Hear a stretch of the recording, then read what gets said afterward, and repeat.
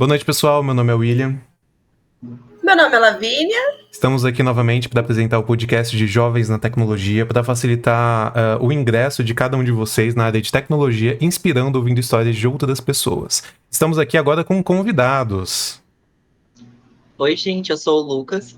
Eu sou o Nicolas. Legal. E a gente vai conversar com eles agora sobre como que eles entraram na área de TI, se foi difícil, a carreira de cada um. Então a gente está aqui para ouvir um pouquinho mais a história de vocês, tá bom? Pessoal, a pergunta é simples. Por que TI? Né? Então, por que vocês escolheram essa área? Eu começo? Eu acho que eu fui muito jogado para a área. Tipo, eu nunca pensei em cursar TI.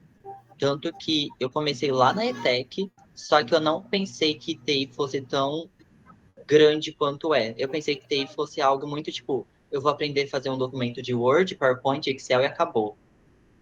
Então, tipo assim, quando eu descobri que tinha programação, análise e várias outras áreas, aí foi onde eu comecei a pensar um pouco mais na carreira em si, mas foi bem lá no terceiro ano, sabe, do colegial. Então foi onde eu falei, nossa, seria legal eu cursar TI por conta que eu já tenho esse comecinho de ensino técnico. Então eu já sei um pouco do que vai Legal. rolar. Então, é bem parecido então com a história minha e da Lavínia, né? Que a gente também fez ETEC ali. Me conta um pouquinho mais sobre a sua formação, Viola. Eu fiz ETEC durante o ensino médio, aí era médio técnico. Então eu comecei no primeiro e terminei no terceiro colegial. Aí era das 7 às 3 da tarde, né? Um negócio assim, era o dia inteiro. E é muito doido, por conta que, como eu falei, eu não sabia que tinha parte de programação. Então, quando a gente chegou na ETEC, eu falo a gente porque a gente estudou junto.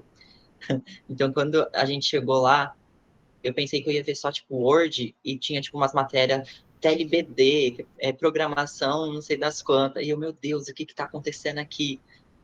E É aquele aí, susto, né?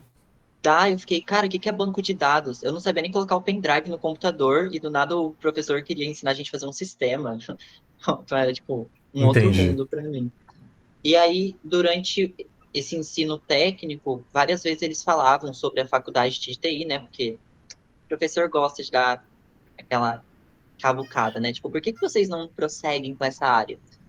Então, isso foi o que ocasionou eu prestar o vestibular para a faculdade de tecnologia. Então, pós o terceiro colegial, eu já entrei direto com os 17 anos na faculdade. E aí eu fiz 3 anos de análise e desenvolvimento de sistemas. Uhum. E aí, essa foi minha graduação em si, né? Que seria a graduação de tecnólogo. E aí, assim que eu terminei a faculdade, eu já ingressei numa pós na Unip. Aí eu fiz um ano? Foi um ano ou foi menos? Meio ano.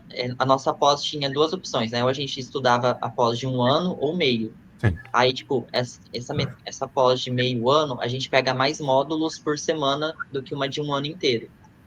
Então, eu fiz essa pós em gestão de tecnologia lá na Unip. Legal. E você, Nick? Por que TI? Qual que é a sua formação? A minha formação é idêntica ao do Viola. Eu fui no ensino médio com a ETEC, com a parte de informática, porque meus amigos iam e porque eu queria algo já ir adiantando alguma coisa. Então eu pensei, eu posso fazer só o ensino médio ou o ensino médio já aprendendo outra coisa. Então eu preferi ir para a ETEC. Em seguida eu também fui para a FATEC e depois eu fiz a pós. A gente fez tudo junto. Legal. O curso na FATEC foi o mesmo, a pós foi a mesma também. Foi. Exatamente. Eu e Legal. o Nick estudou junto desde o pré e foi pro Paitec, foi pra faculdade, foi pra pós junto. Legal, entendi. Bom, o próximo ponto é que como foi o início para vocês na área de TI? Quando eu tô falando desse início, eu quero dizer como que foi o início de vocês ingressando no mercado de trabalho. Né? Em que momento que vocês começaram a trabalhar com TI?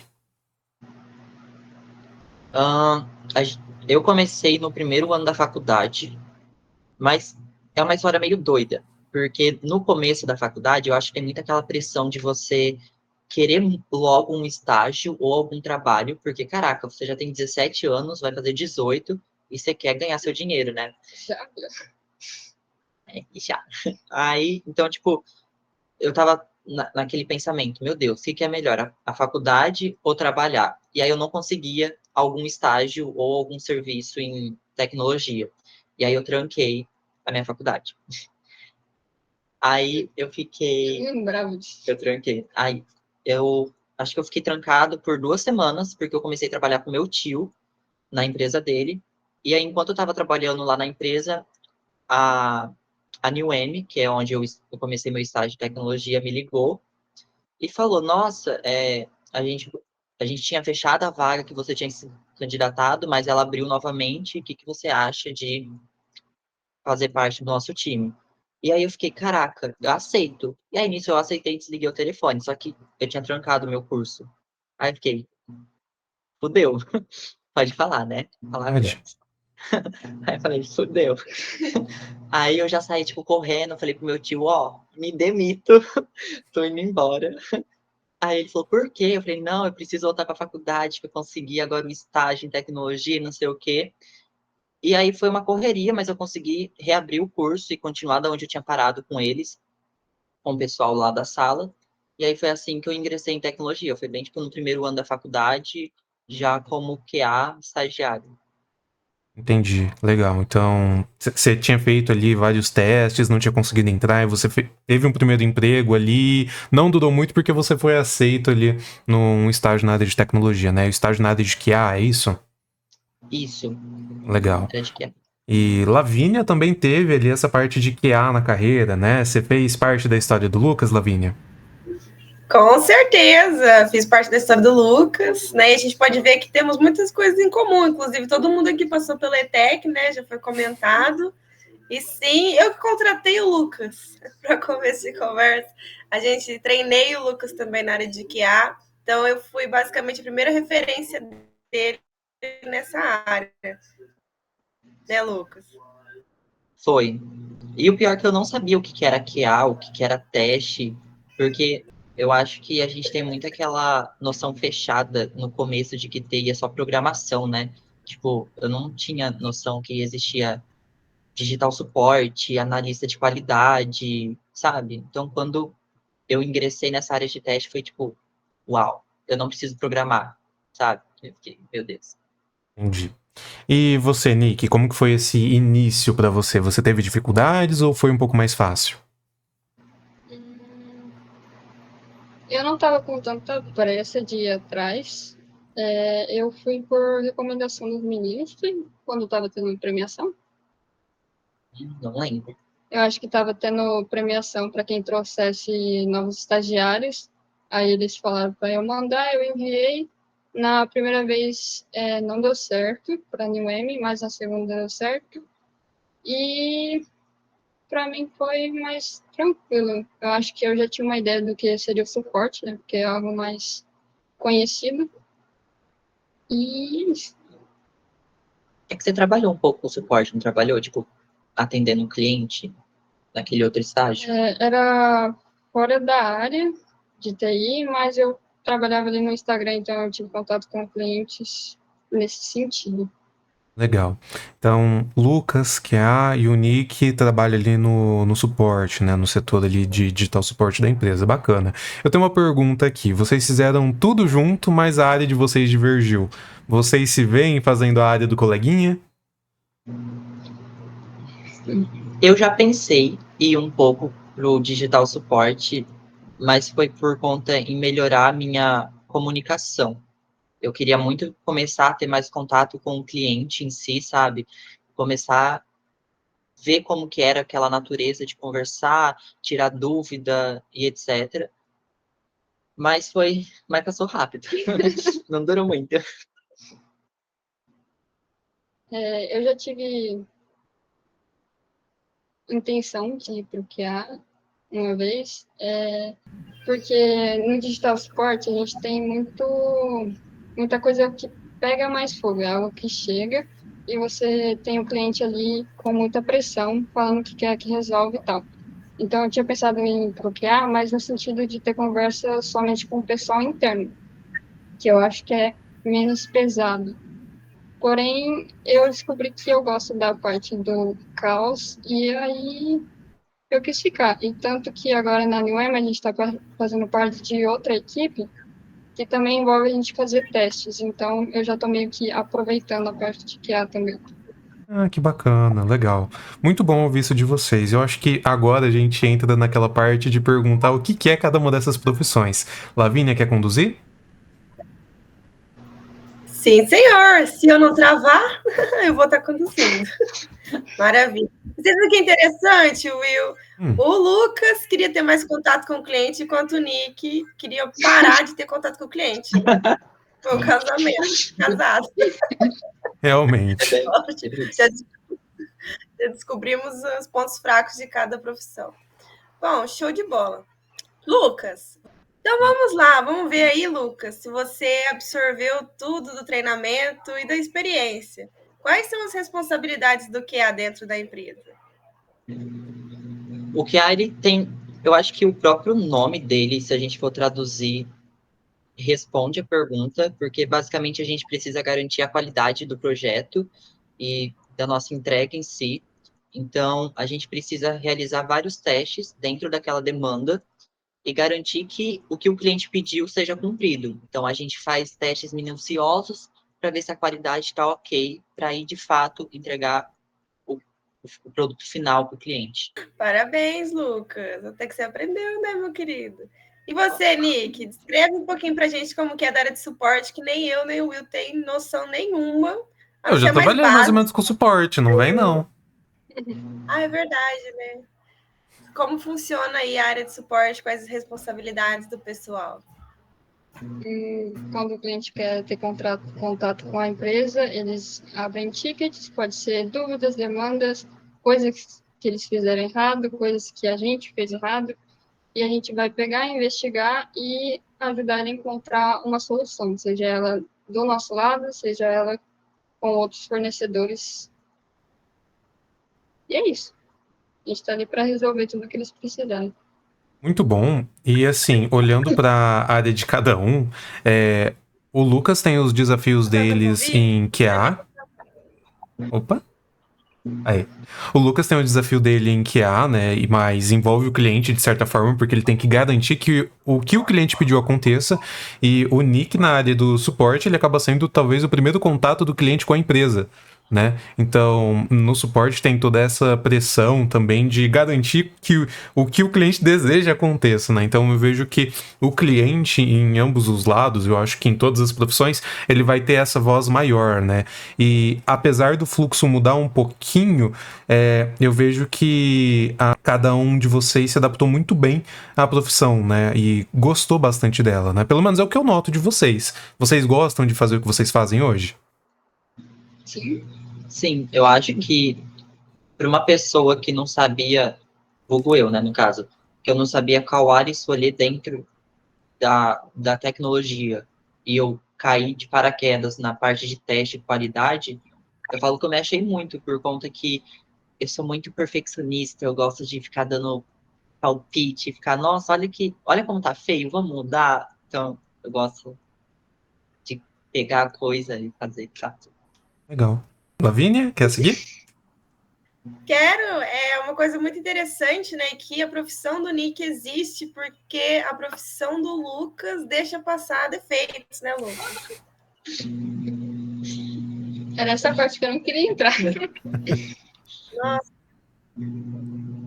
A Lavínia joga bomba e sai correndo, né? Com a desculpa da internet. Mas eu queria colocar até uma parte aqui, né? Porque eu fui QA e coisas acontecem o tempo todo. Eu acho que quando a gente tá trabalhando na área de QA, a gente também tá sujeito, principalmente se é um produto que ele é legado e não é novo, né? A gente tá sujeito a código antigo, a gente tá sujeito a mudanças que afetam outra área do sistema. E quando a gente tá num time, é uma coisa de parceria. E essa questão de, cara, chegou um erro em produção. Não foi... Hoje a gente tem ali a mentalidade de, cara, isso não foi culpa do QA, foi culpa do time que subiu isso. Mas eu entendo que cabe ao Nick pegar, né, como suporte, e entender essa requisição e falar, galera, ó, fizemos essa análise, é isso daqui, isso aconteceu por dado motivo, ou, gente, a gente não conseguiu reproduzir, precisamos de apoio. Então, eu acho que todos têm a sua importância e eu não colocaria que a responsabilidade, que o erro, né? Que é tudo nas costas do QA. Eu acho que tem um quê de todas as áreas aí, né? E quando eu tava no treinamento, a pessoa que me deu treinamento, ela sempre falava assim que o QA ele nunca garante 100% da qualidade total, porque isso não existe. Então, eu acho que quanto mais maduro você vai ficando dentro da área de teste em si, você vai vendo que isso realmente é real, por conta que os testes é muito de visão, sabe? Eu, Lucas, tenho uma visão do que a demanda precisa ser testada e eu testo com aquilo que eu tenho. Só que aí quando chega para o cliente, que ele vai ver de fato se aquilo que ele pediu foi cumprido, ele pode ver algum cenário que eu não pensei, que é aí onde ele pega uma mudancinha ou um defeito. Então, defeitos sempre vão passar, pequenos. E também tem bastante questão do usuário, né? Porque o usuário nem sempre usa do jeito que a gente espera que ele use. Então, bastante parte dos defeitos que chegam para a gente é um cenário que não foi pensado, porque é um cenário estranho que o usuário vai lá e faz. Então, Sim. é um pouco de tudo. Não tem como achar culpados. Entendi. Isso te responde, Lavínia? Sim, eu tenho outra pergunta, a hora que destravar aqui.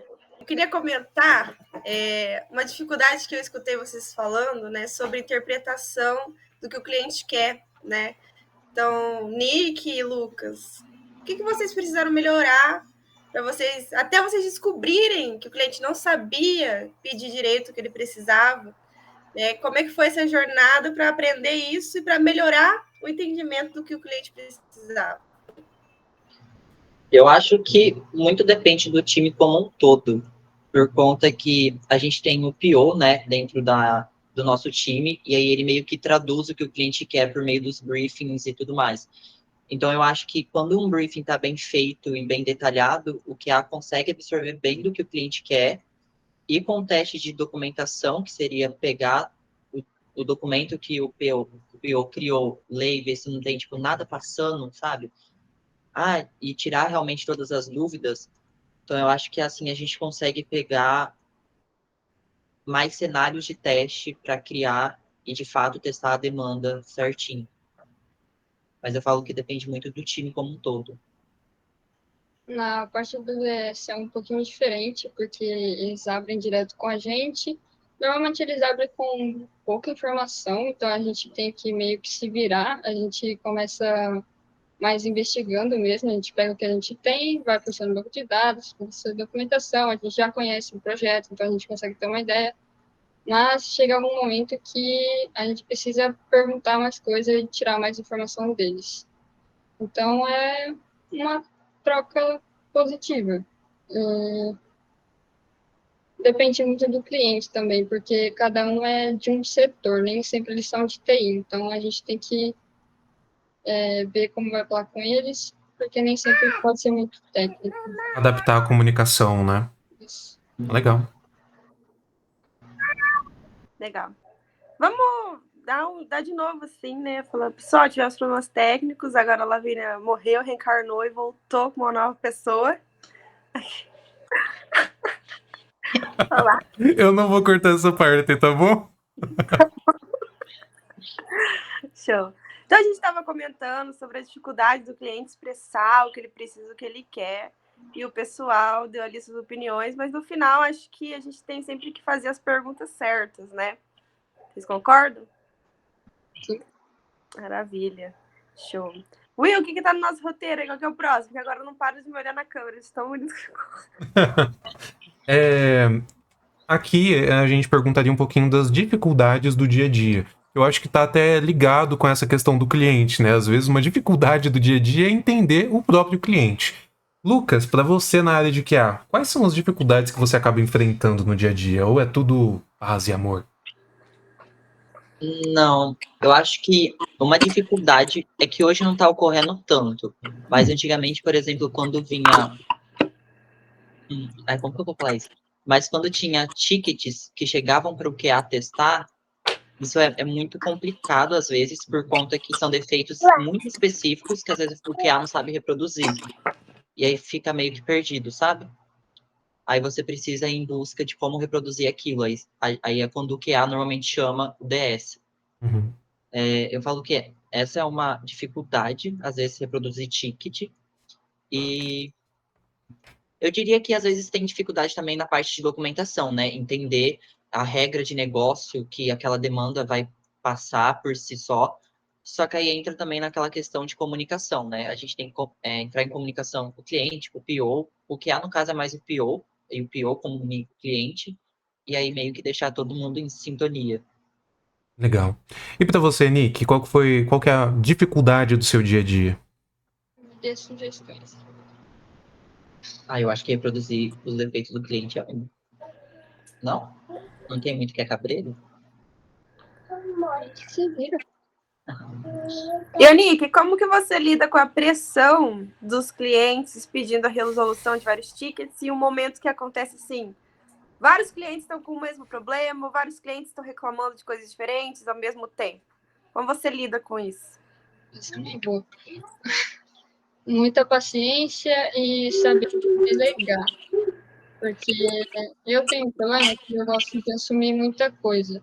Mas chega um momento que fica muita pressão, que é quando eu começo a procurar outras pessoas que podem ajudar ou que podem assumir. Então, eu acho que ter um time que colabora bastante é ponto principal. A gente tem que saber conversar com o cliente, falar, ó, a gente não vai conseguir entregar hoje porque a gente tem que explicar o motivo, né? Normalmente é porque é difícil, porque tem muita etapa, nem todo cliente entende isso, mas a gente tem que passar, deve ter que entender, corrigir o que ela tem que pegar, entender, testar. Em todo o processo de desenvolvimento, né? O processo de desenvolvimento. Eu esqueci a pergunta já. Como você lida com a pressão dos clientes? E você, Lucas, como você lida com a pressão dos prazos? Ela tá indo nos pontos mais dolorosos. Ai, eu não sei. É tipo, às vezes é muito difícil seguir e aí você acaba abdicando, assim, eu pelo menos, eu gosto de sempre, acho que todo mundo, né, gosta de sempre cumprir o prazo, só que eu às vezes deixo sem o povo saber que eu tô trabalhando escondido, por exemplo, à noite.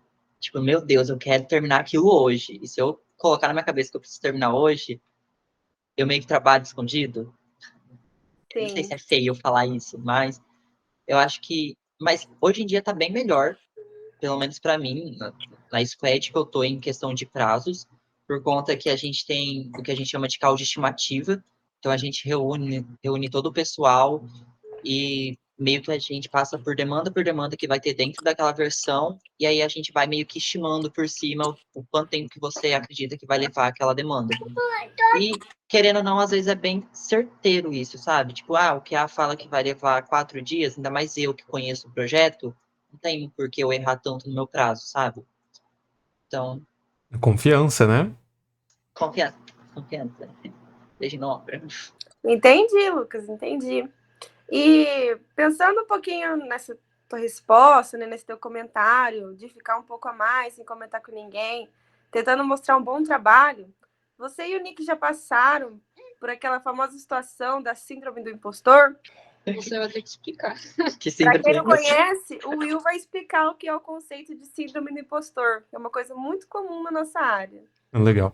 A síndrome do impostor é você achar que você não tem a capacidade para fazer aquilo. Ela é algo que a gente tá ouvindo muito na nossa geração, porque às vezes a gente acha que tá, nossa, cara, eu tô fingindo muito bem fazer o que eu faço e eu não sei, eu acho que eu vou falhar e as pessoas vão perceber que eu sou uma fraude. Se a gente colocar essa frase no nosso dia e ver que a gente se identifica, às vezes é uma síndrome do impostor batendo, né? Eu acho que eu não sei. Eu acho que, por exemplo, quando você é estagiário, você passa muito mais por isso do que quando você já está, por exemplo, contratado. Porque com o estagiário você quer mostrar seu trabalho, você quer mostrar que você realmente pode ocupar um lugar maior, que seria a parte de contratação. Então, eu acho que você acaba passando por isso. Mas hoje em dia, eu não sinto que eu passo por isso.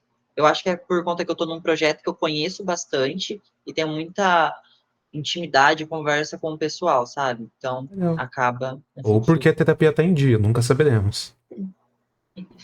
Pode ser também. Eu acho que eu sou meio o oposto. Hum, Tipo, tem coisas que eu tenho que esperar outra pessoa fazer e eu não tenho paciência, eu pego e faço. ok. Isso corrobora com aquela sua visão que você tem uma certa dificuldade em delegar, né? Você gosta de assumir as coisas, mas você tá aprendendo a passar as atividades, Eu etc. aprender. Uhum. É um tópico sensível. Entendi. Laves? Entendi. É bem interessante os comentários, como os dois são diferentes, né? E puxando cada vez mais vocês para o fundo do poço, entrando em assuntos cada vez mais tensos. Vocês já sentiram em algum momento que a saúde mental de vocês estava ficando fragilizada, né? Pensando aí em todo esse cenário atual, né? O Will pode comentar um pouquinho. Agora é lei, né? As empresas fornecerem ali tratamento para saúde mental. Você quer comentar um pouquinho sobre isso, Will? Para que eles possam comentar do cenário deles? Sim, saiu uma lei que é a NR1, né, a Norma Reguladora 1 do governo, e a partir do dia 1º de maio, se eu não estou enganado, as empresas elas são obrigadas a fornecer algum tipo de auxílio, porque o Brasil ele foi um dos países que mais teve afastamentos por saúde mental no trabalho. Então, agora vai vir toda essa regulação, né? E na empresa eu sei que eles oferecem auxílio, terapia, entre outras coisas, e eu acho que ajuda bastante, né? E claro, depende também do modo de trabalho, híbrido, presencial, remoto. Como que isso afeta o dia a dia de vocês? Vocês veem que esse modo de trabalho de vocês afeta a saúde mental? Veem que são os prazos, que é o cliente? Vocês acham que é importante a gente ter esse tipo de lei no Brasil que vai auxiliar? Sim, é importante. Tem que falar agora? Não, você primeiro, sim. Ai, tópico sensível, gente. É importante essa lei. Eu acho que terapia é bom para todo mundo, independente da área que você tá. E eu falo, eu, Lucas, prefiro trabalhar home office por conta da. Nossa, é muito mais gostoso, sabe? Você fica mais livre, você fica mais. Eu acho que não pesa tanto igual você ter um cronograma a ser cumprido presencial, por exemplo, sabe? Nossa, eu preciso acordar, sei lá, 1 hora antes, pegar um trânsito para chegar no meu local de trabalho. A gente, como tá home office, a gente não tem esse sufoco, né? E sobre saúde mental e tudo mais, eu acho que, por exemplo, na minha área, que a Lavínia tinha perguntado, né? Se eu já percebi que tava tenso o negócio. Eu acho que eu percebi um pouco de excesso de. Nossa, eu não sei explicar, mas foi quando eu tive muitos clientes para lidar ao mesmo tempo, sabe? E eu não sabia delegar tarefas em nível de prioridade, porque eu queria agradar todo mundo. E eu acho que isso é uma parte até mais favorável do que o DS, porque, por exemplo, hoje eu trabalho só com um projeto. O DS não, né? Vocês têm vários projetos ao mesmo tempo pegando fogo. Então eu acho que se eu fosse o Níquel, eu teria surtado muito mais, sabe? Tipo, eu fiquei, meu Deus, o que eu faço agora? Então, eu acho que a parte QA é um pouco mais gostosa nesse sentido. Entendi. Deixa a gente com a saúde mental abalada, só que do jeito mais gostoso. Muito bom. E eu acredito que a lei é importante e eu recomendo, igual o Viola falou, que todo mundo faça terapia. Eu ainda não tive coragem de ir atrás. Eu também não. Não sei se eu quero explicar. Então você deu um conselho e você não segue, Lucas? Sim, mas é porque eu não gosto de abrir meus sentimentos para as pessoas. Ah, Eu claro. não gosto de conhecer pessoas. Pronto. Entendi. A gente precisa de terapia para ir para terapia. Pelo que eu vi da história de vocês, majoritariamente vocês trabalharam de forma remota, né? Uhum. Completamente. Vocês acham que isso facilita ter a manutenção positiva da saúde mental de vocês ou que isso de alguma forma degrine? Degrine? Eu acho que é Depende. mais pesado, na verdade. É? Eu acho que não. Eu acho que sim. Porque eu me cobro muito mais do que alguém presencialmente me cobraria. Ah, mas Eu acho que a gente conseguiria ficar mais à toa presencial. eu acho que não. Mas você, Eu acho que não. Eu acho que presencial teria muitos dedos na sua cara do que home office. Eu acho que Legal. Acho que a gente criou uma discussão aqui, viu? Acho que merece a minha e a sua opinião também, hein? Criou. Mas eu vou mudar a pergunta então. Hoje, se vocês tivessem a oportunidade de escolher, que tipo de trabalho vocês prefeririam ter? eu ia preferir híbrido, mas tipo assim, eu quero continuar com a parte remota, eu acho isso muito favorável, ainda mais para tecnologia, porque, né? Só que eu acho que seria muito legal, por exemplo, sei lá, uma reunião por mês presencial, mas só para aquela você ver todo o pessoal, sabe? Poder Uhum. conversar cara a cara, trocar uma ideia, sair depois com um rolezinho. Então, eu acho que isso é bom para você esvaziar sua cabeça e tudo mais. Só que, Viu? Ficar mais a pouco. mas eu tô saindo. Você entendeu, eu. Entendi. E você, Nick? Completamente remoto. Completamente Eu gosto remoto. da ideia de ver o pessoal, mas eu acho que é que depende muito da pessoa também, porque no remoto pode ser que seja aquela pessoa que some por 2 horas e, tipo, finge que tá fazendo coisa. Então, você que tem que regular isso. Você que tem que mostrar serviço. Cumprir. Entendi.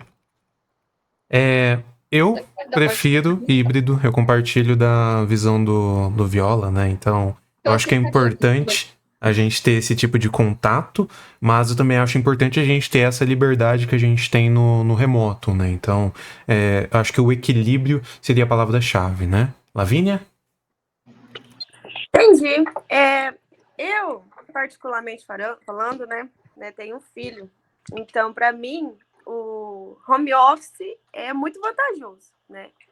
Só que, olhando para o cenário atual, eu acho que o home office fez as pessoas perderem muita empatia. E isso causa, né, muitos prejuízos para a saúde mental das pessoas. Porque você está conversando com o robô, a gente está conversando aqui agora em call, já a gente vai desligar, vai cada um para o seu canto.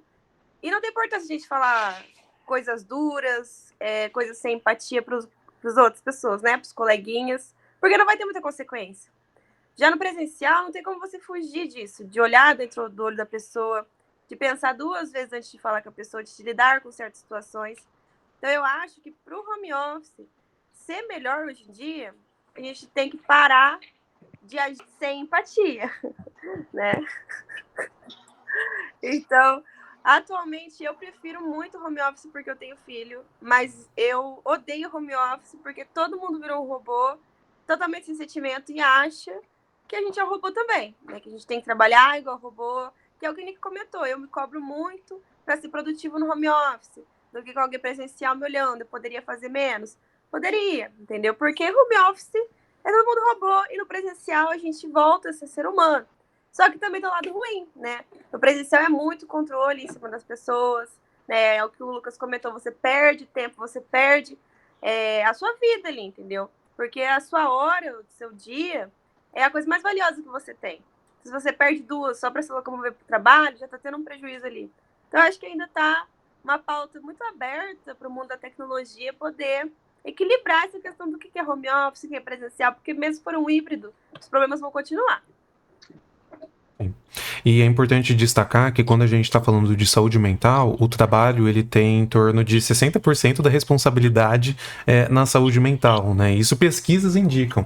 E é interessante a gente ver que o seu líder ou o seu chefe, ele vai ter tanto impacto na sua saúde mental quanto o seu médico, o seu cônjuge, o seu parceiro. Então, a gente tem que também prezar por isso, né? É importante que a gente tenha experiências positivas. E eu acredito que todo mundo aqui tem algum tipo de experiência positiva. Legal. Quer cavar mais um buraco, Lavínia? Oi. Eu quero comentar uma coisa. Claro. No meu caso, eu tenho.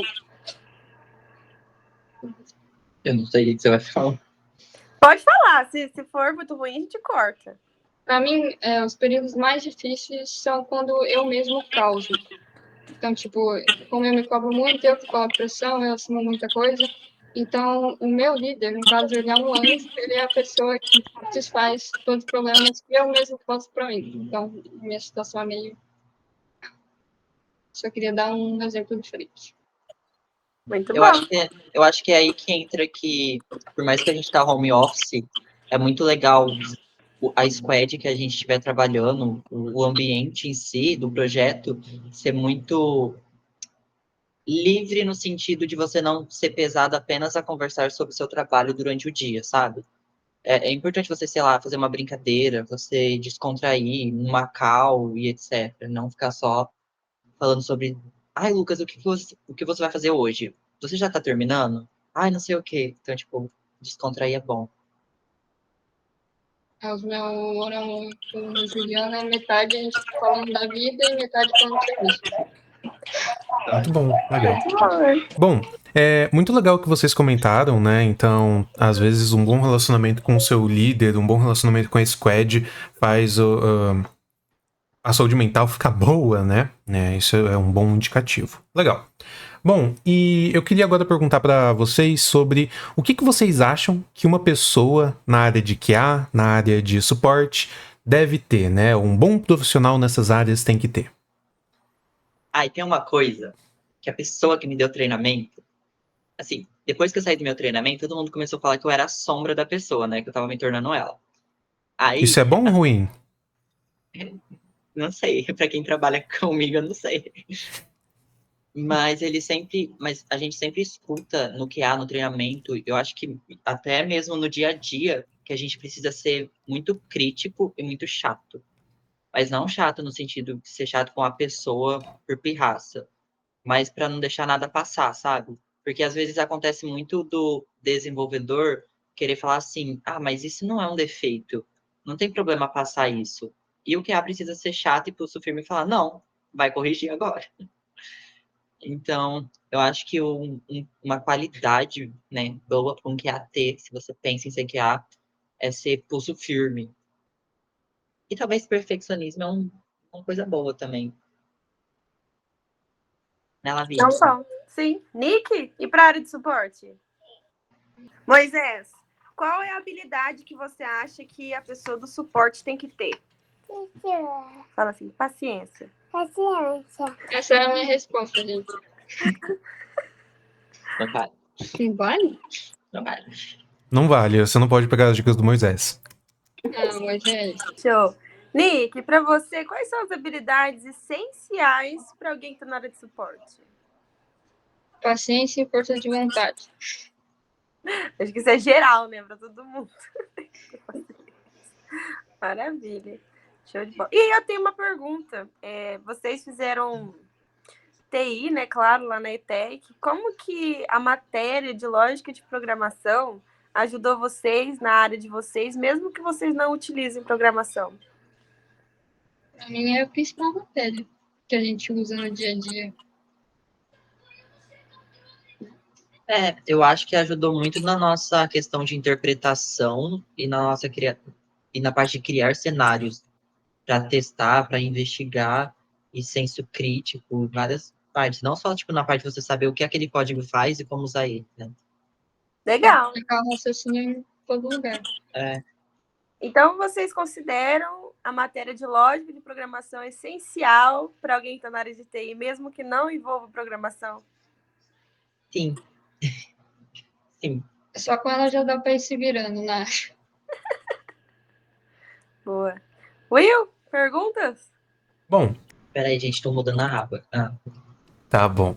Qual que foi o desafio mais marcante que você teve na sua carreira e como que você superou ele? Eu acho que o maior desafio foi na primeira vez que eu fiz merda. Foi tipo, eu tava começando e eu peguei um projeto teoricamente grande e eu tava sozinho e eu não confiei tanto no meu trabalho e eu acabei deixando passar defeitos que o cliente reclamou. E aí depois teve críticas construtivas em cima de mim. Só que eu não encarei como crítica construtiva. Aí eu chorei. Mas aí depois eu entendi, tipo, aonde eu precisava melhorar, o porquê eu errei. E aí eu não fiz mais o mesmo erro. Eu não cometi o mesmo erro. Muito bom. Nick? E você, Nick? Tô pensando. Eu acho que um desafio de todo o setor, toda a área, é a questão de literalmente conversar, né, com as pessoas. Ainda mais quando tá com o cliente, assim. Tipo, imagina você não tá em um bom dia e o cliente também não. Aí, sei lá, alguém soa como grosseiro e você não pode. Você tem que manter a postura, sabe? Inteligência emocional? Oi? Inteligência emocional?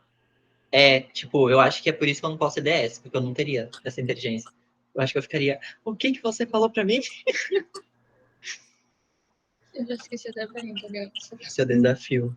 Eu ainda acho que é naquela parte de ter que esperar o pessoal fazer o que eu passei para eles. Quando eu era estagiário ainda, e também teve umas partes que era precisa de um script para tal coisa, só que o dev está muito ocupado. Então, a gente ia, juntava eu e ele, fazia um rascunho, e depois eu continuava mexendo sozinho. Aí a parte de QA, de teste, eu também fiz sozinho.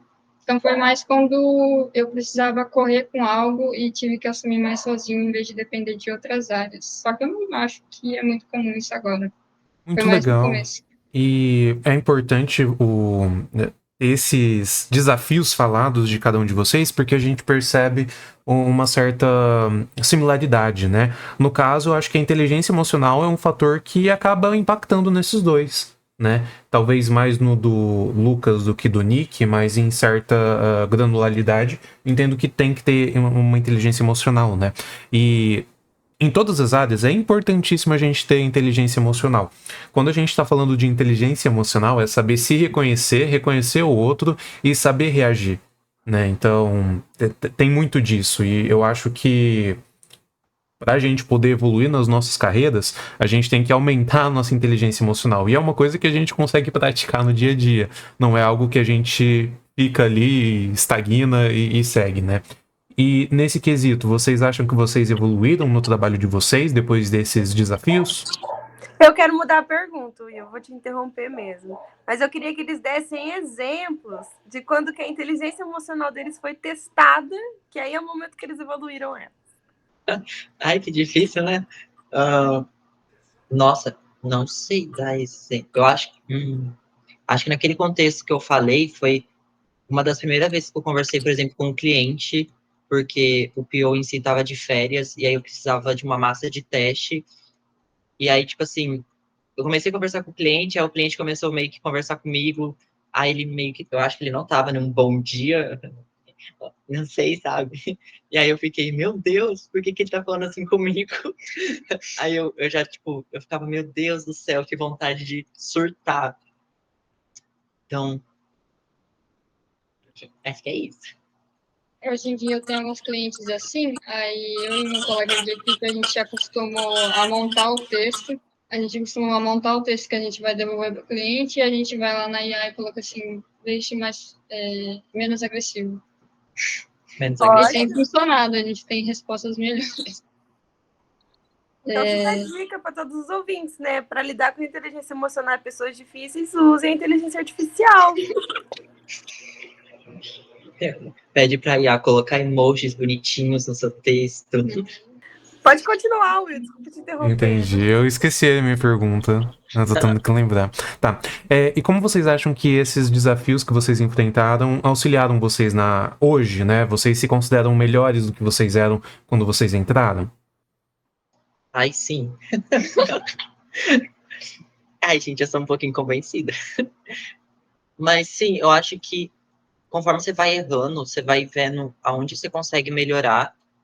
E eu acho que tem muito, por exemplo, no começo, ainda mais quando você entra como estagiário, você tem muito medo de mostrar seus erros para as pessoas, para isso não te causar uma imagem ruim, sabe? Aí às vezes você tenta fazer tudo sozinho, não pedir ajuda. Aí eu acho que conforme você vai errando, você vai entendendo que, cara, você está numa empresa, tipo, todo mundo começou em algum lugar, sabe? Então, você tem que errar para você aprender e para você chegar no lugar que você quer. Não tem como. Ninguém nasceu sabendo tudo, sabe? Eu não nasci. Eu não entrei sabendo que era um teste de regressão. Ela vinha teve que me ensinar. Eu entendo que os desafios, na verdade, eles são mais como uma oportunidade e a gente tem que aproveitar para aprender com eles e aplicar no dia a dia. Eu entendo que eu melhorei bastante desde quando eu entrei, Isso aí. Bacana. E, cara, vocês conseguiriam me falar um episódio da vida de vocês que motivou vocês a continuarem na área de tecnologia? Eu acho que foi quando me falaram que eu estava fazendo um bom trabalho e que eu estava abrindo muitos defeitos. Aquilo me deixou super feliz. Aí eu fiquei, caraca. Aí eu fiquei, então vou continuar. Se eu tô abrindo muitos defeitos. Então tá ótimo. Isso te motivou a seguir na área, né? Te deixou mais realizado. Sim. A minha rima. Legal. Nick? Para mim, eu acho que foi na parte de treinar novos estagiários, que a gente vê eles crescendo. Isso te motivou a continuar na área de tecnologia? Você pensa em continuar fazendo isso? Você gostou mais de treinar as outras pessoas do que atuar na posição em si? Não.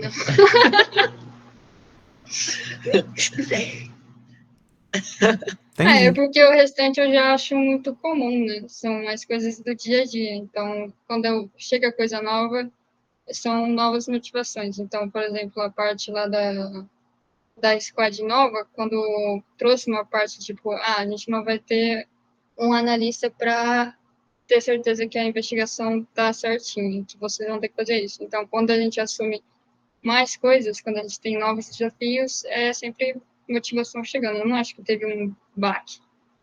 Eu acho que a área de TI em si, ela dá motivação, porque você nunca Você olha consegue. para as outras e fala, Tipo assim, não, é porque as outras áreas, normalmente, você não consegue ter tanta mudança no seu fluxo de trabalho e na execução de tarefas. Na parte de tecnologias, todo dia alguém cria alguma coisa nova. Tipo, como que a gente consegue colocar IA hoje em dia para ajudar nos testes? Sabe? A gente consegue fazer os testes automatizados. Então, eu acho que hoje a tecnologia tem muito disso. Todo dia ela consegue te motivar em algum aspecto. Legal, muito Legal. bacana. Eu Lavínia? tenho uma pergunta. Tenho sim uma pergunta para os nossos queridos ouvintes aí, que acho que muitos ficam interessados. Mas eu queria que vocês contassem como que é um dia de QA, como que é um dia de suporte. Se vocês acordam, primeira coisa que vocês fazem, o que normalmente tem para fazer, como que é até o final do dia? Nossa, a primeira coisa quando eu acordo é ver se tem mensagem. Pra ver se à noite não teve alguém, ó, um sistema pegando fogo, sabe? Se o cliente não achou um ticket cabuloso. E aí eu bato meu ponto, como é home office, e aí eu começo eu começo a ver, tipo, no meu boarding de teste, quais cards das demandas ou defeitos que estão liberados para mim realizar esses testes.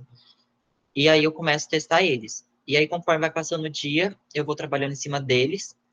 E também a gente tem aquelas reuniões diárias, a gente chama de dailies, que aí é onde a gente coloca a squad inteira reunida e a gente vai falando um pouquinho do que você vai fazer no dia a dia, se alguém teve um problema, um bloqueador, se você precisa de ajuda de alguém. E aí, se você não tem, por exemplo, um teste para fazer, eu hoje estou automatizando um cenário dentro do projeto que eu estou. Então, se eu estiver travado no sentido, nossa, eu não tenho um teste para hoje, eu atuo nessa automação. Legal. Isso é bom pro futuro do projeto e você também consegue aprender enquanto você faz, né? Sim. Maravilha. E aí, Nick, como é que é o dia de alguém do suporte? Você acorda, a primeira coisa que você faz é o quê? Tomar café da manhã e depois? a primeira coisa que eu verifico é abrir o ambiente que eles abrem tickets para a gente. Eu verifico quais são os novos que entraram, normalmente nenhum, ou um ou dois só, porque tem pouco cliente que entra antes que a gente. Eu deixo sempre a última aba com o ticket que eu tenho que ver no dia seguinte, então depois de ver se tem tickets novos, eu vejo o ticket que eu estava atuando no dia anterior. Depois disso, eu planejo o que eu tenho que fazer para aquele ticket, eu vou para o Teams, vejo todas as mensagens, às vezes tem algo que eu também tenho que atuar ou algo que eu tenho que delegar, e ao decorrer do dia é mais isso, eu vou verificando os tickets novos que entram, os estagiários que estão no primeiro nível de atendimento, muitas vezes eles têm dúvidas, então eles vão passando para a gente, que eu estou no N2 e tem o nosso líder, então a gente tem 3 categorias no setor. Então eles enviam para a gente vai ajudando eles a tirarem as dúvidas, a fazerem os testes, e é isso. Entendi. Vai alternando entre ajudar os estagiários, ajudar os devs que precisam de acesso, cobrar, a gente cobra bastante os GPs, os analistas, os QAs, os devs, Todo mundo. todo mundo, o cliente. É muita loucura. Entendi, legal. É que a gente vai conversando assim, né, e vai soltando um pouquinho, e aí o pessoal deve ficar meio perdido, porque a gente já tá ambientado, né, como funciona esse processo e tudo mais. Então eu queria que vocês comentassem mais um pouquinho, né, sobre o processo em si, né, como que é o processo de teste, o ciclo de vida do teste, o ciclo de vida de uma solicitação de um ticket, né, Nick? Então, comenta um pouquinho como é que é do início ao final, né, de um ciclo. O teste começa quando o PO ele termina de fazer o briefing, a documentação da demanda que o cliente pediu. Então, a gente primeiro faz uma call de passagem, onde ele passa toda a demanda para o QA e para o desenvolvedor. E aí, quando acontece a abertura dos cards, que seria ele pegar e separar o que o desenvolvedor vai fazer, o QA tem a função de pegar toda aquela documentação, ler, aí a gente chama de teste de documentação, né? E criar nossos cenários de teste. O cenário de teste seria um passo a passo do que a gente vai testar dentro daquela demanda. E aí, conforme o desenvolvedor vai liberando o que ele fez, a gente vai pegando esses casos de teste e vai executando. Se abrir defeito, a gente envia para o desenvolvedor, ele corrige, e depois a gente tem o que a gente chama de teste de confirmação, que é pegar todos os defeitos daquela demanda em si e testar eles. Finalizou tudo, testou as demandas, testou os defeitos, o QA já está apto para fazer o teste de regressão, que seria testar a funcionalidade geral do sistema, que seria as partes principais, sabe? Não em si toda a demanda de novo. Aí finalizou a regressão, a gente dá um ok para o desenvolvedor liberar para o cliente. Por que é importante a gente testar a demanda? Para garantir que está com qualidade e o cliente ficar feliz. Ok. E por que é importante a gente realizar o regressivo? Para a gente garantir que o que já estava funcionando continue funcionando. Legal. Quando eu estou desenvolvendo um sistema, então, eu sempre tenho que me ater aos testes do que está entrando e eu tenho que também ter um tipo de teste para garantir que o restante continue funcionando, né? E essa cobertura que você está falando, ela cumpre esses dois requisitos importantes, né? Para a gente poder sempre modificar o sistema e alterar, né? Você considera que mais algum tipo de teste se faz importante quando você está validando alguma coisa? Uma demanda grande, pequena, isso pode alterar o seu dia a dia? Pode. Eu acho que quanto maior for a demanda, mais testes você vai criando e influenciando dentro do projeto. Tanto testes de estresse para realmente fazer o sistema ficar pesado ao ponto dele ter que causar defeitos e aí você ter que ver se realmente está causando defeitos, sabe? Tipo, para ver se ele está exibindo uma mensagem de erro certinha, porque não adianta você ver só um cenário positivo, sabe? Um cenário bonitinho. Pode ser que o usuário faça alguma coisa que tenha e que gere uma mensagem de erro. Será que aquela mensagem de erro está sendo certinha? Será que o português, a gramática, está tudo ok? Então, tem várias etapas e vários testes e cenários que você tem que criar dependendo da demanda. Legal. Mas é sempre certo, assim, separar entre cenário positivo e negativo, em toda demanda, para pegar os dois. E aí, quanto maior for a demanda, maior vai ser esses cenários e aí maior fluxo. Legal. Para a gente entender a complexidade de demandas, para ter essa classificação, né, de demandas pequenas e demandas grandes, eu posso entender que uma demanda grande é uma demanda que mexe em várias partes do sistema. E uma demanda pequena, ela pode ser uma demanda que mexe somente em um lugarzinho, bem fechadinho, né? Então, dependendo do sistema que eu posso ter uma demanda que mexe em todas as telas do sistema, e isso aumenta a complexidade dos testes também, para garantir que tudo esteja rolando. E a outra, que é uma demanda pequena, apesar dela ter uma alteração naquela tela, só alterou aquela tela, né? Sim, e é importante, por mais que você, por exemplo, atualmente eu testei uma demanda em que foi criado um botão novo. Se a gente falar assim, é algo muito pequeno e muito simples, porque realmente é só um botão novo naquela tela. Só que se a gente parar para pensar, será que o resto daquela tela está funcionando? Porque, querendo ou não, aqueles componentes já estavam lá e do nada foi colocado algo novo. Será que o design da tela tá legal, o layout, a cor? Será que a funcionalidade parou? Sabe? Será que o envio para uma API está funcionando certinho? Então, por mais que uma demanda pode ser pequena, ela pode causar um turbilhão de defeitos lá na frente, se não for testada certinho. Para ser que tem que ser paranoico. Tem que ser paranoico. E curioso, né? Será que? Ah, tem. Tem um monte de if na programação. Muito bom.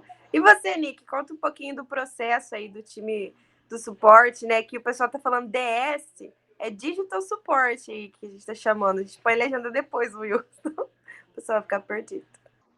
Eu vou dar o exemplo de ticket, que é o mais comum. O cliente ele encontra um comportamento que ele não esperava no sistema, ele manda um e-mail para a gente, é gerado um ticket.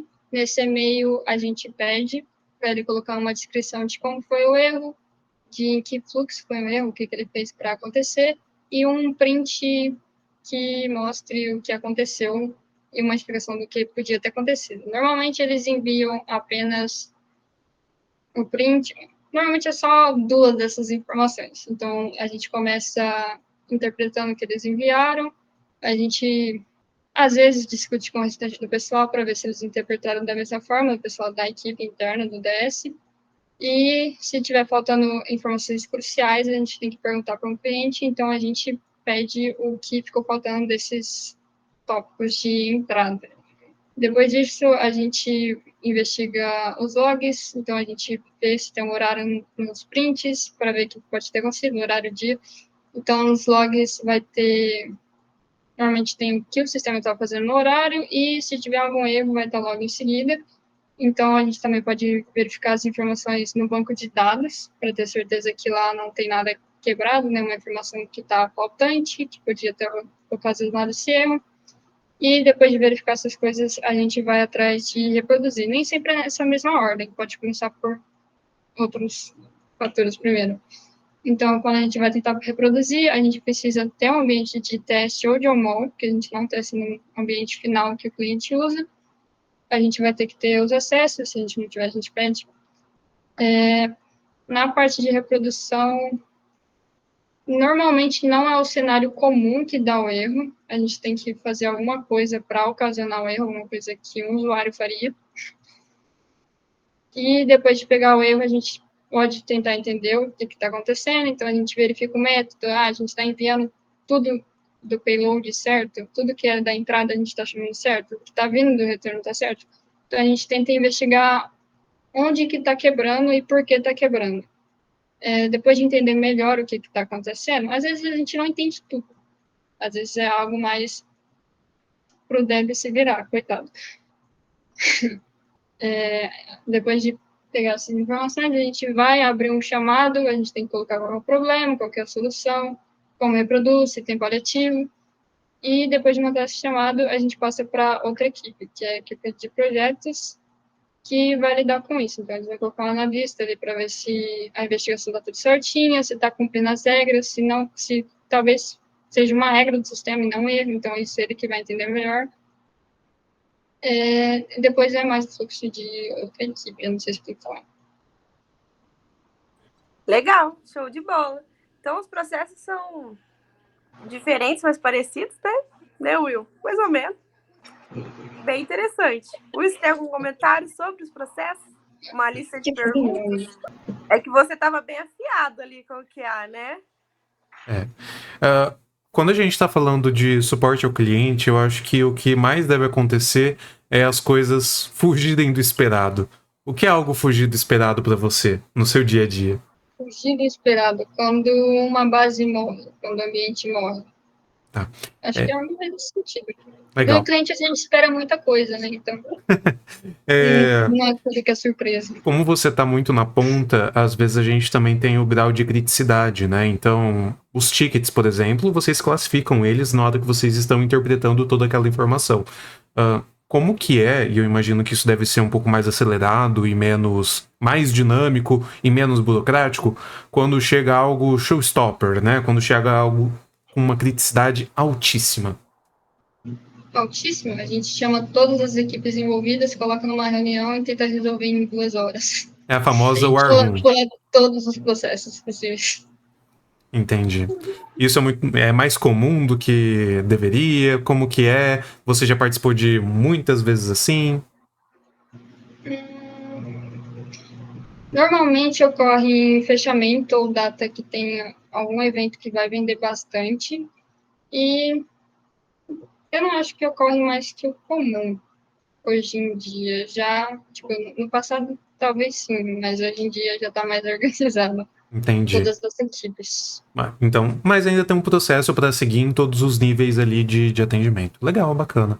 E eu tava me segurando pra fazer piada, mas o Nick é o carinha do... Você já abriu o chamado? Era só essa minha piada. A risada da Lavínia foi só pra não ficar sem graça. A gente percebeu. Então, Will, a gente já falou um pouco da vida dos nossos queridos, a gente já falou um pouco dos desafios da carreira e como que é o processo de cada área, né? Do QA e do suporte. Legal. Agora eu acho que vamos quebrar o clima um pouco, né?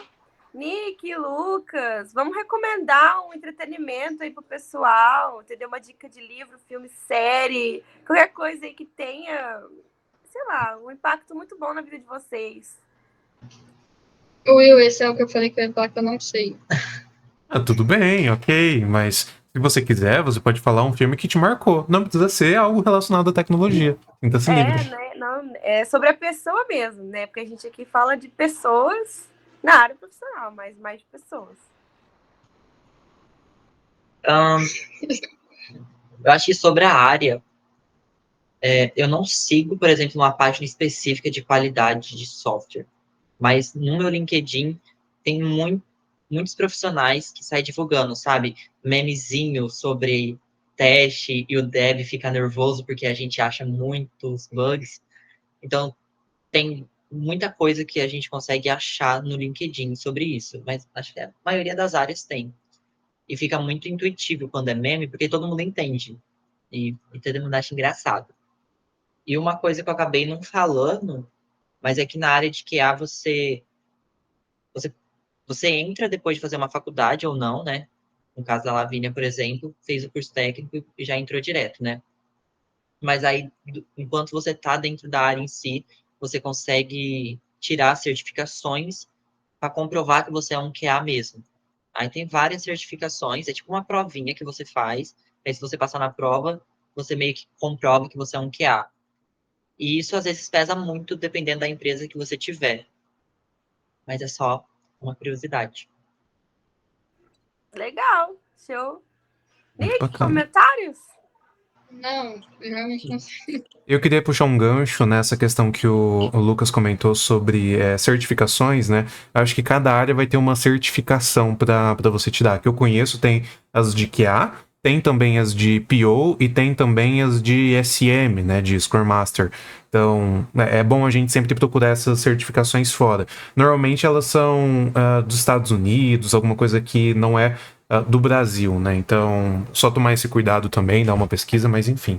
E eu acho que para suprir então a não indicação que o Nick tem, queria recomendar um livro que eu tô lendo, que é esse daqui, né? Liderança. A inteligência emocional na formação do líder de sucesso. E isso é uma coletânea que o próprio Daniel Goleman ele fez dos artigos dele ao longo da vida dele. Então, se eu pudesse fazer uma indicação, se o Nick deixar, faria indicação desse livro aqui. E apesar de estar liderança no título, eu acho que ele é para todos, né? É uma coisa que a gente tem que ter ali no dia a dia. Estão me ligando. Bom, queria fazer mais uma pergunta para vocês. Vocês têm alguma outra paixão fora da tecnologia? Eu sei o que passou na cabeça do Lucas agora. Cara, muitas. Hobbies, né? Eu gosto muito de sair. Eu amo uma balada, né? Para manter o emocional em dia. Uma balada é ótima. Amo dançar. Amo passar vergonha. Acho que isso é o geral. Jogar também é legal. Mas eu não tenho costume de jogar. Nick, o que você faz de tempo livre? Quando você tem tempo livre? Não falo assim. Eu gosto de praticar esporte, que é uma forma de aliviar estresse. Então, eu jogo bastante vôlei de praia, de areia. Eu também gosto bastante de ler, eu gosto de... Não sei. Eu jogo bastante no Xbox, mas eu tenho que ter companhia, porque sozinho eu não costumo jogar muito. E acho que é isso. O Will, ele mostrou um livro de terapia, né, praticamente. Aí a gente falou de emocional, muitas vezes, aqui na Cal, né? E o último livro que eu li, não sei se vai focar, mas vai estar... Todas as coisas que eu te escreveria se pudesse. Sim, gente, leiam. Eu chorei horrores, é depressivo, é tudo, é bom chorar. E é sobre. Lavínia, mais alguma coisa? Eu acho que não, acho que foi um bate-papo muito emocionante aqui com nossos queridos amigos. Tá. Então, aqui eu acho que o resumo, né, de toda essa conversa. Pessoal, qual é a palavra de incentivo de vocês? Qual a frase de incentivo para essa nova geração que está chegando no mercado de trabalho? O que vocês falariam para vocês mesmos, talvez, para facilitar a entrada de vocês na área de TI? Né? Qual que é a palavra de encorajamento? Diz aí. Não sei. Ai, que feio falar não sei, né? Não sei. Não sei. Estudem. Bem, bem prático, estudem. Mas eu acho que se manter atento a tudo que está acontecendo e não focar apenas. Ai, tipo, sair um pouquinho da bolha, sabe? Você não precisa focar só na. Por exemplo, você está numa faculdade, você não precisa só focar naquelas matérias que tem na faculdade. Sai pesquisando, sai um pouquinho daquela bolha da aula do professor, vê do que você gosta e segue um caminho. Legal. Eu falaria ter vontade de ir atrás e também procurar qual área encaixa mais com você. E eu não acho que eu me encaixo com a minha área, eu acho que eu e o Viola somos meio opostos, a gente estaria na área um do outro, na verdade. Só que eu acho que é mais no sentido do que você gosta de fazer. Então, você tem que descobrir isso e ver se é aplicável. Bom, pessoal, muito obrigado, tá? Então, agradeço a disponibilidade de vocês dois, tá? Queria muito ouvir a história de vocês. Eu acho que vocês são pessoas que eu conheci quando eu entrei na empresa que me brilharam os olhos também. Então, é bom a gente ver gente como a gente se dando bem, né? Então, muito obrigado aos dois. Com certeza. As palavras do Will são as minhas. É de todo coração que a gente convidou vocês aqui para mostrar a história para todo mundo. Gente como a gente, qualquer um pode cozinhar, né? Já dizia o Ratatouille. Legal. Então, pessoal, podem seguir a gente ali no Instagram, no YouTube, tá? A Lavínia vai montar outras redes sociais porque ela é dessa área, não eu. E espero que vocês tenham gostado desse episódio. Nos vemos para o próximo. E é isso. Muito obrigado, gente. Não esqueça o like, se inscreva no canal e ative o sininho.